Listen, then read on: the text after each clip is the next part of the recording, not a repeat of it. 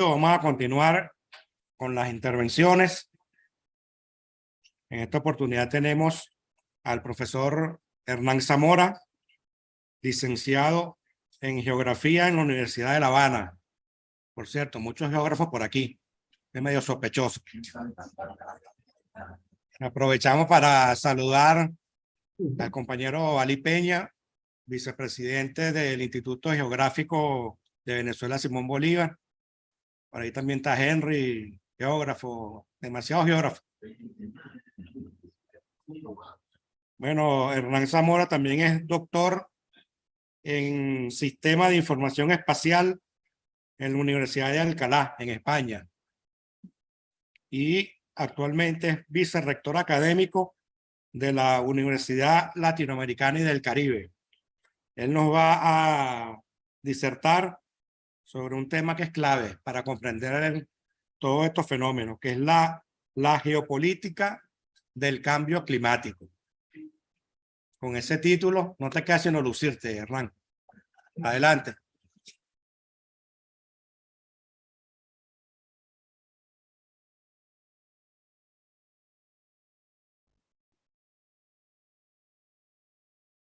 La presentación.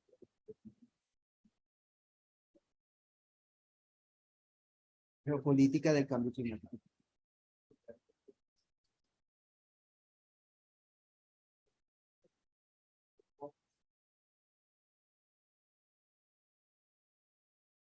Bueno, muy buenas tardes para todos y todas.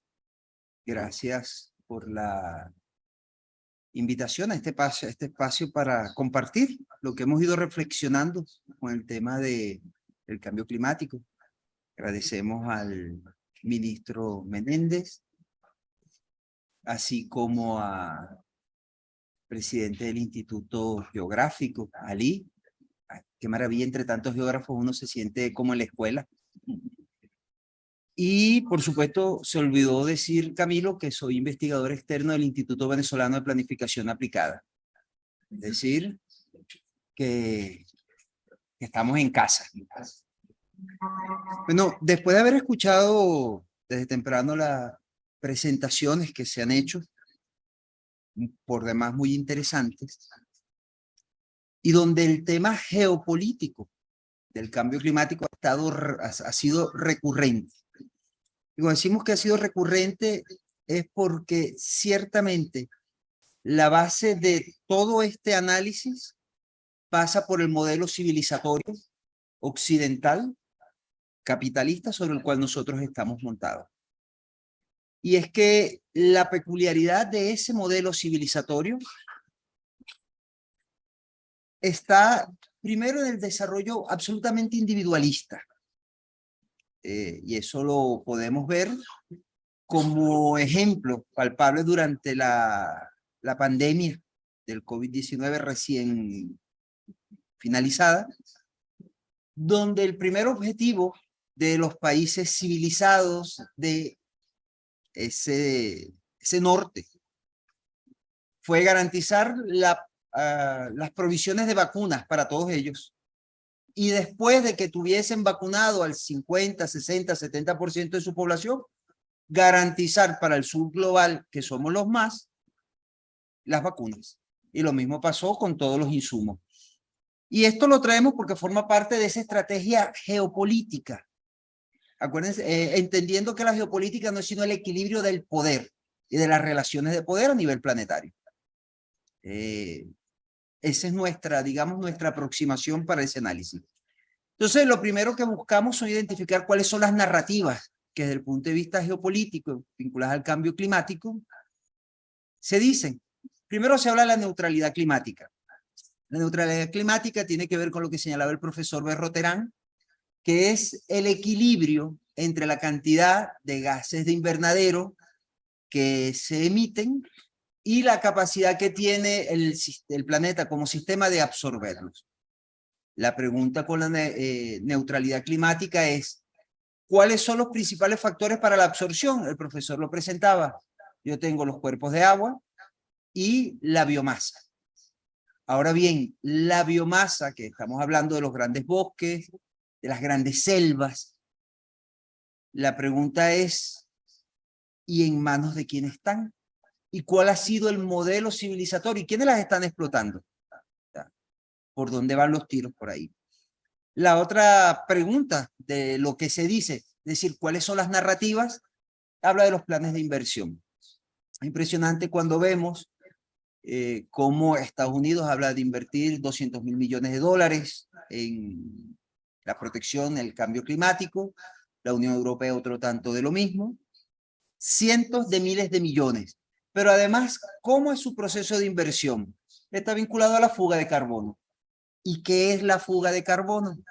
Resulta que la fuga de carbono es toda la inversión no verde que se hace fuera de la Unión Europea y los Estados Unidos.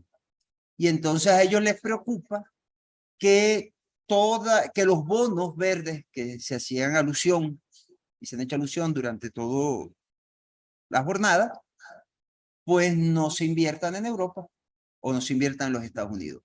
Cuando ellos hablan de la fuga de carbono, son todas las industrias, todas las empresas, todo el modelo de desarrollo industrial montado en torno a las emisiones de gases de invernadero, que además está ¿en dónde? En el sur global. Y que son además todas las inversiones montadas dentro del modelo civilizatorio globalizante, donde básicamente lo que se plantea es que las regiones verdes donde están ellos de migrar a destinos marrones, digo, y esto lo estoy sacando de información oficial, esto no son nombres que les coloco yo, los destinos marrones para ver cómo se generan los bonos, cómo yo contamino, porque finalmente el planeta es un sistema como se ha presentado, y el problema no es reducir la emisión, sino cómo yo sigo emitiendo desde mi región verde, instalando mis fábricas en las regiones o en los destinos marrones para que se sigan emitiendo gases de invernadero, se siga contribuyendo al proceso de contaminación, de calentamiento global. Ahora bien, la otra gran narrativa son las energías verdes. Y como qué buenas son las energías verdes, y todos hablamos de energías verdes. Por ejemplo, Venezuela como país, nosotros somos un país que somos muy poco emisores de gases de invernadero por consumo energético, porque nuestra energía básicamente es energía hidroeléctrica. Es decir, yo no quemo combustibles fósiles para producir energía. Eso es un tema importante. Sin embargo, a nosotros se nos señala, incluso se busca cómo generamos, cómo buscamos alternativas. Ojo, que esto no quiere decir que no sea importante encontrar energías alternativas, formas alternativas de generar energía. Pero nosotros como país estamos perfectamente dentro de los cánones de lo que se supone debe ser la emisión. Ahora bien, ¿cuáles son los elementos geopolíticos? A ver, esto se movió. ¿Cuáles son los elementos geopolíticos asociados al cambio climático? Es interesante como cuando todos los elementos de carácter físico natural, de carácter económico y de carácter político los separan, pero realmente todos ellos forman parte de la visión geopolítica, es decir, de balance, de control, de manejo del poder que existe. Porque, por ejemplo, se habla de la elevación del nivel del mar y la vulnerabilidad de las ciudades costeras, pero es que esto implica que yo afecto directamente territorios. Hay territorios que se pierden y por lo tanto dejo de tener control sobre ellos. ¿Por qué? Se han hundido. Se habla de la peligrosidad de las rutas marítimas. ¿Pero por qué son peligrosas? ¿Por qué eso forma un elemento geopolítico? Porque resulta que al yo, por ejemplo, en la zona de África, donde en el Cabo de Buena Esperanza y en general en la península, resulta que yo tengo piratería, pero es que la piratería es el resultado del empobrecimiento de los pueblos que están ahí. Han desarrollado una cultura, ¿por qué? Porque todo el modelo civilizatorio, todo el modelo de producción, en el caso de la actividad agrícola, ha afectado sensiblemente los territorios. Y eso, por ejemplo, incide en la disminución de los recursos pesqueros y la seguridad alimentaria. ¿Por qué?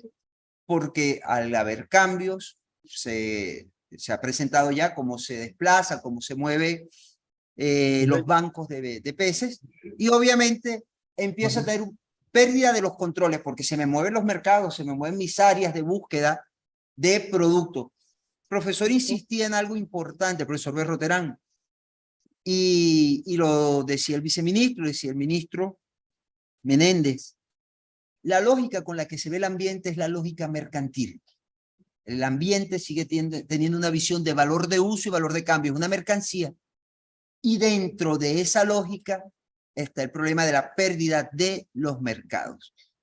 Fíjense que un elemento importante desde el punto de vista geopolítico tiene que ver con la militarización del agua. Y vamos a ver ahora unos mapas donde se concentran los principales reservorios de agua dulce en el planeta y hacia dónde se apunta. Digo, el Comando Sur del ejército estadounidense ha hecho visibles manifestaciones de el interés que hay en el caso de América Latina de eso. Los elementos, la migración como elemento geopolítico resultado de el cambio climático, por las inundaciones, por la pérdida de tierras cultivables, por la pérdida incluso de los modelos de desarrollo de las comunidades a partir de un emplazamiento, de un desarrollo que impulsa lo urbano sobre lo rural. El tema de los riesgos naturales, que también se ha mencionado. Fíjense que hay un riesgo importante, una variable geopolítica que se señala, que es el riesgo de transición de los agentes económicos a una economía descarbonizada. Es decir, el problema es que emigrar, cambiar de eso, implica que los países que no tienen el desarrollo y la conciencia verde, le hace el norte, asume que el riesgo de la transición en los agentes económicos en el sur global implique riesgos legales, tecnológicos, riesgos de mercado y de reputación, y por lo tanto de orden mundial. O sea, resulta que el cambio climático implica desde el punto de vista geopolítico un problema de pérdida del control de los gobiernos, de la gobernabilidad. Pero es que además, por supuesto, otro de los grandes, digamos, de las variables geopolíticas, tiene que ver con eso que llaman el riesgo de la responsabilidad, que es el cambio en los ecosistemas y que afecta a la escasez de recursos naturales. Y ahí hablan ellos de un elemento fundamental, que es la gobernabilidad transfronteriza. ¿Cómo se traduce en eso? Eso, en algo que ya se ha señalado. El sur global no sabe, es irresponsable y no ha sido racional en el uso de los recursos, en el uso de los espacios, y por lo tanto la gobernabilidad transfronteriza es fundamental. Yo debo decirles, en este ejercicio de la globalización política, de la globalización social que nos han impuesto y nos dicen cómo debe ser el modelo democrático, nos dicen además cómo debemos nosotros gobernarnos en función del reconocimiento del norte global, de ese modelo civilizatorio como la referencia de la construcción de la humanidad. Resulta que hay un tema geopolítico vinculado al cambio climático, que es la gobernabilidad transfronteriza. Y ellos lo plantean así, ellos hablan de un modelo de gobernanza, pero nosotros recordamos un famoso mapa que estaba circulando, donde se planteaba que la zona del Amazonas debía ser concebida como un territorio de control por parte de los países desarrollados, porque la verdad nosotros no sabemos qué hacer con eso. Y ahí hay unas narrativas de carácter colonial que además nosotros repetimos. O sea, el hecho de colonial en el análisis y en el manejo del cambio climático es fundamental, porque si además lo estamos utilizando la misma racionalidad civilizatoria occidental, pues obviamente, como decía el profesor Berroterán y como se ha dicho acá, voy a tener los mismos, eso que dicen, si voy a usar la misma lógica para el análisis, pues no puedo tener un resultado distinto. Entonces ahí hay unas narrativas, por eso hablamos de ellas dentro del tema de la geopolítica. Fíjense que en este mapa nosotros estamos viendo ¿dónde se producen? Ya se han presentado varios mapas. ¿Dónde se producen las mayores cantidades de CO2 a nivel mundial? Y por supuesto, basta ver que es en los países que se autodenominan y que nosotros estamos empeñados en denominar como desarrollados, y usamos esa narrativa, y son precisamente los países que generan CO2, es decir, estamos hablando de Estados Unidos, estamos hablando de Europa, básicamente de Europa occidental, estamos hablando de la India y estamos hablando de China y por supuesto Australia. Ahora bien, estas emisiones per cápita, donde además aumentan, fíjense, es donde hay menor población. Es decir, ellos que tienen en el norte global, o en el norte donde hay mayor emisiones de CO2, es donde hay menor población. Es decir, que no hay una lógica entre lo que se emite y quiénes lo emiten. Y eso es importante porque cuando se sacan las estadísticas, sacan esos promedios y resulta que nos meten en sus cuentas cuando nosotros no contamos. Cuando sacan el promedio, cuando sacan la probabilidad, por supuesto, esa lógica no funciona. Ahora bien, el tema del agua, fundamental en el ejercicio de la comprensión del cambio climático. Nosotros tenemos, y vemos en el mapa, que los principales reservorios mundiales de agua dulce, de agua que se puede consumir, están en América del Sur, están en Asia y en Europa, básicamente. Los principales en América del Sur y en Asia. Ahora bien, ¿cómo es el modelo de desarrollo? ¿Qué se ha impulsado? Porque, por ejemplo, en África, los principales y más importantes reservorios de agua dulce estaban en Libia. Estaban en la Libia de Gaddafi. En la Libia que fue invadida con una narrativa que justificó bajo ningún precepto, pero justificaron, como suelen justificar, la invasión, pero básicamente por tener el control, no solo del petróleo, la producción de energía, sino el control de los reservorios de agua dulce de África, los más importantes, que se encontraban ahí en Libia. Obviamente, en el caso de América Latina, todo lo que sabemos con la cuenca del Paraná y en general en la cuenca amazónica como reservorios y que están permanentemente bajo la observación y la cuenta. Ustedes no saben, ustedes no pueden, ustedes no deben. Es decir, una visión tutelar y que además nosotros nos empeñamos, no sé por qué razón, en repetir. O sea, esa visión tutelar no aplica. Ahora bien, estamos hablando del agua, estamos hablando de un modelo de desarrollo de economía verde. Estamos hablando de un modelo de desarrollo que se plantea la reducción de la emisión de gases de invernadero. Parte de este modelo de desarrollo o el corazón de esto está, por ejemplo, en el uso de la energía eléctrica para sustitución de los combustibles fósiles. El uso de las tecnologías de la microelectrónica para reducir eso. Ahora bien, ¿dónde está el mineral que ellos plantean van a usar para su desarrollo verde? Resulta que esos minerales se encuentran en África, se encuentran en América Latina y se encuentran en Asia. Es decir, ¿cómo te vas a desarrollar tú si el que lo necesito soy yo? Porque efectivamente cuando hablan de coches eléctricos, de los vehículos, de los carros eléctricos, y todo el mundo dice agarra y enchufa y ese carro no genera CO2. Y la energía para conectar el vehículo no es solar. Esa energía que se utiliza suele venir del consumo de energías fósiles a nivel, sobre todo, del hemisferio norte. Por eso, por ejemplo, los no ferrosos. Pero además, ¿dónde van a invertir? Fíjense que cuando hablamos, y estamos hablando de la lógica del ambiente como un negocio, en este mapa que te dice dónde invertir en minería, demanda para la América.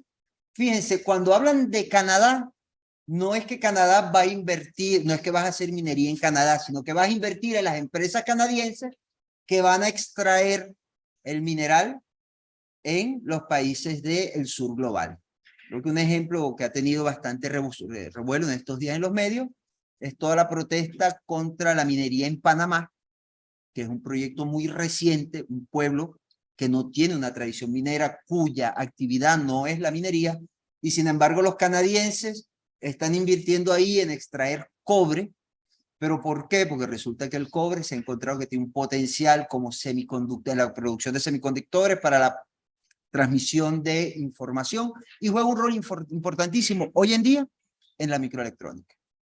Y entonces Panamá, que no era un productor de cobre, se ha convertido en un objetivo de inversiones canadienses. Es una empresa canadiense que viene acá. Tenemos la experiencia nuestra con la Crystalex. Son los canadienses que venían a sacar el oro de nuestra tierra. Entonces, cuando nosotros nos preguntamos dónde están las bases para su desarrollo verde, resulta que está en el sur global. Pero que además nos dicen, con los bonos verdes yo saco tus recursos para mi desarrollo. Obviamente eso tiene implicaciones importantes desde el punto de vista geopolítico.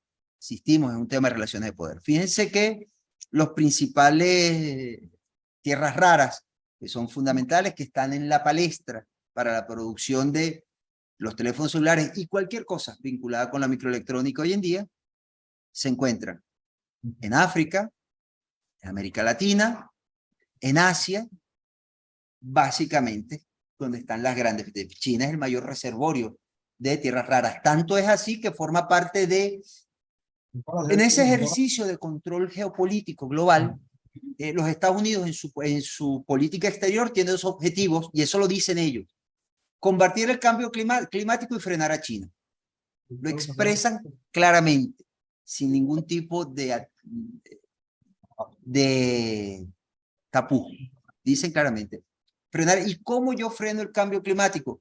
Que China no se desarrolle, sino que me extraiga y me dé a mí en Estados Unidos, en Taiwán o en Holanda la capacidad para imprimir los semiconductores. Y eso implica el control, el ejercicio del poder real en estos territorios. Fíjense el grafito que pasó de los lápices a los vehículos eléctricos. Y resulta que el grafito, los mayores productores y las mayores reservas se encuentran en China, en África, bueno, Turquía, que está en Asia Central, en Asia, y en América, es decir, en el sur, sigue estando en el sur global. Y sin embargo, todos los vehículos eléctricos y buena parte de los equipos electrónicos utilizan grafito. Entonces, cuando yo digo cómo se va a desarrollar, o sea, esa economía verde, y entendiendo que el planeta es un sistema del cual nosotros también formamos parte, lo que se dice es, ¿y ese desarrollo cuán ponderado va a ser? ¿Cuán inclusivo va a ser? ¿O cuál es el modelo de desarrollo que me estás planteando? Fíjense el coltán, que no hay teléfono celular del cual todos somos adictos que no lleve coltán. Y el coltán se consigue en África, en China, en Asia y en América del Sur, las principales reservas. ¿Qué quiere decir? Que nuevamente el modelo de desarrollo, pues fíjense que cuando plantean extraer coltán, no plantean vamos a generar plantas para procesar, vamos a generar estrategias para que tenga un valor agregado utilizando la lógica del mercado, sino que extrae, el modelo extractivista sigue siendo impulsado. ¿Por qué? Porque yo proceso en mis territorios. Por lo tanto, hay un tema de control geopolítico. Y cuando nosotros vemos dónde sucede eso y quiénes son, pues, salvo China, que, y ahora vamos a ver, es, digamos, un actor reciente, esta historia viene de el grupo o el polo de desarrollo económico que está entre Canadá, Estados Unidos y Europa. Incluso la India y Asia, digamos, entra y ven los números, son menos significativos. Pero además, cuando nosotros hacemos este análisis del cambio climático y todas las estrategias y todas las narrativas, nosotros tenemos que entender que eso forma parte de la construcción de un nuevo orden económico mundial. ¿Por qué? Porque no es solo, y aunque en su narrativa ellos plantean que hay que preservar el planeta porque un solo sistema, cuando nosotros hablamos de cómo va a ser ese modelo de desarrollo, nunca plantean que cambie el modelo de la explotación, nunca plantean que sea un modelo orientado a impulsar el consumo, porque, por ejemplo, los vehículos eléctricos son individuales. O sea, salvo el metro o el trolebús o, digamos, estos sistemas que utilizan energía eléctrica para el transporte masivo, el vehículo sigue siendo para una familia o un individuo. Si yo estuviese realmente interesado en proteger el ambiente y reducir las emisiones, yo impulsaría el transporte masivo, el transporte colectivo. Y no sería Tesla, pues un vehículo que además responde, fíjense, porque además es un modelo inclusivo para los que tienen dinero, para los grandes dueños del dinero. Porque un Tesla no se lo puede comprar un trabajador de la industria automotriz, de lo que queda de la industria automotriz estadounidense. Eso no se lo puede comprar. Porque el Tesla responde toda esa lógica inclusiva verde, además es un gran indicador de asimetrías sociales. Porque el verde es para el que tiene, vamos a decirlo folclóricamente, los verdes. Y eso no es parte de la narrativa que se plantea. Fíjense que la construcción de un nuevo orden global desde el punto de vista del cambio climático, desde el punto de vista de otro modelo de desarrollo, implica que los ejes del poder o los hegemones, las áreas de control hegemónico cambien. Porque nosotros tenemos los clásicos, Estados Unidos, Europa y Australia. Los australianos se meten en la cuenta como controladores del Pacífico Sur. Ellos son el hegemón de ese territorio. Resulta que una nueva geometría del poder o un nuevo relacionamiento en función de un nuevo orden económico mundial pone a jugar entonces con un rol preponderante a Asia, en este caso desde China como dinamizador, los BRIC como bloque, ¿verdad? Pero incluso nos pone a jugar a nosotros dentro de ese juego como país. ¿Qué sucede? ¿Dónde están los desarrollos tecnológicos? ¿Dónde está el modelo inclusivo? ¿Cuáles son las alternativas que estoy presentando? Siguen siendo la misma. Usted saque materia prima, yo se la transformo y usted me lo consume. Por lo tanto, el modelo, digamos, inclusivo que se plantea desde el punto de vista geopolítico es inclusivo para ellos. Ahora bien, ¿cuáles son los elementos fundamentales cuando nosotros hacemos la reflexión sobre este tema? Bueno, lo primero es que está el tema de la soberanía. Y la soberanía tiene que ver con esa decisión que han tomado de generar gobiernos transfronterizos, de generar espacios de definición de cómo nosotros debemos gobernarnos con un discurso de una gobernanza global, que sabemos que históricamente la gobernanza global pues sigue siendo el Banco Interamericano de Desarrollo, el Banco Mundial, la Organización Mundial de Comercio. Ese es el espacio de la gobernanza. Todo el modelo de desarrollo sostenible e inclusivo no plantea un cambio en la lógica de la producción, no plantea un cambio en la lógica del capital, sino es ahondar las diferencias a partir de un proceso de superespecialización altamente tecnificado en el norte, y el sur global sigue siendo, en el mejor de los casos, una gran maquila. Obviamente, estos elementos que son fundamentales desde el punto de vista geopolítico son claves en el tema del cambio global, el cambio climático. ¿Por qué? Porque, por ejemplo, el desarrollo sostenible inclusivo tiene que ver con el tema de la pérdida de las zonas agrícolas, tiene que ver con la pérdida con el proceso de desertificación, tiene que ver con el proceso de desforestación, pues la deforestación es el resultado de una lógica. Digo, McDonald's, sus grandes, digamos, haciendas para, para criar el ganado, estaban en la selva en Brasil. Y las vacas de McDonald's, deforestó yo la Amazonía para comerme un McDonald's. Pero eso no se plantea. Ellos lo resuelven pagando un bono verde para seguir explotando. Resuelto, fácil. Entonces, cuando se habla de desarrollo sostenible inclusivo, hay que preguntarse, ajá, ¿y cómo entramos nosotros en esa narrativa? Cuando se habla de los objetivos de desarrollo, los ODS, de la Agenda 2030, ¿cómo entra el sur global en ese juego geopolítico? Y no básicamente como un grupo o un territorio o más de la mitad del planeta que no hace sino seguir recibiendo instrucciones. O sea, nosotros tenemos que pasar a un rol distinto. Y eso se vincula entonces a la nueva geometría del poder mundial que implica la construcción de un mundo multipolar. Solo de esa manera el cambio climático, donde yo me planteé un cambio en los modelos de desarrollo, donde mi modelo de desarrollo civilizatorio occidental, profundamente depredador, cese, yo puedo entonces plantearme una nueva geopolítica. Y puedo plantear entonces modelos de desarrollo inclusivo que me permitan a mí garantizar la supervivencia del planeta, porque mientras tanto yo tengo que seguir garantizando la alimentación de nuestros pueblos. Por ejemplo, le decíamos el otro día a unos estudiantes, explicándole la geografía y su visión aplicada, cómo durante la guerra del Vietnam el análisis del territorio les permitió saber a los estadounidenses que bombardeando las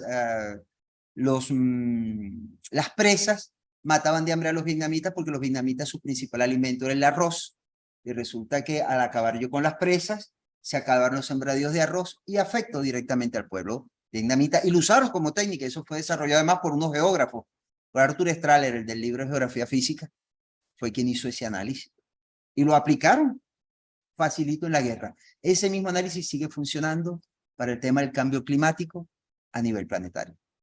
¿Dónde están? ¿Dónde están las fuentes? ¿Quién las tiene? Y cómo yo neutralizo. Fíjense que uno de los elementos fundamentales dentro del análisis geopolítico son las migraciones. Y ya sabemos cómo va eso. Bueno, muchas gracias.